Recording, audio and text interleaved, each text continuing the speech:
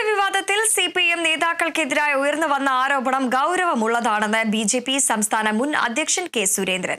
CPM സംസ്ഥാന സെക്രട്ടറിക്കെതിരെയാണ് പ്രധാന ആരോപണം ഉയർന്നു വന്നിരിക്കുന്നത്. ഇതേക്കുറിച്ച് പാർട്ടിയും സർക്കാരും വിശദീകരിക്കണം. സിപിഎമ്മിനെ അകത്തുനിന്ന് തന്നെ ഉയർന്നു വന്ന ആരോപണമായതുകൊണ്ട് രാഷ്ട്രീയമായി തള്ളിക്കളയാൻ കഴിയില്ല. അധോലോക സംഘമായി കേരളത്തിലെ സിപിഎം മാറി. നേതാക്കളുടെ സാമ്പത്തിക ഇടപാടുകളെക്കുറിച്ച് സമഗ്ര അന്വേഷണം വേണമെന്നും കെ സുരേന്ദ്രൻ കോഴിക്കോട് പറഞ്ഞു.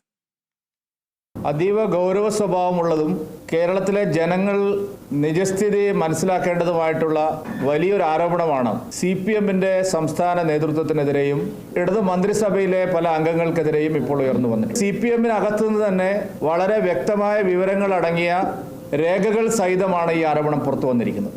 ഇപ്പോൾ CPM സംസ്ഥാന സെക്രട്ടറിക്ക് നേരെയാണ് ഏറ്റവും ഗുരുതരമായിട്ടുള്ള ആരോപണം ഉയർന്നിരിക്കുന്നത്.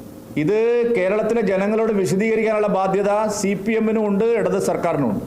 രാഷ്ട്രീയ ആരോപണമായിട്ട് ഇതിനെ തള്ളിക്കളയാവുന്നതല്ല. അടിയന്തരമായിട്ട് ഈ കാര്യത്തിൽ വിശദീകരണം ജനങ്ങൾക്ക് മുമ്പിൽ നൽകാനുള്ള ബാധ്യത സർക്കാരിനുണ്ട്.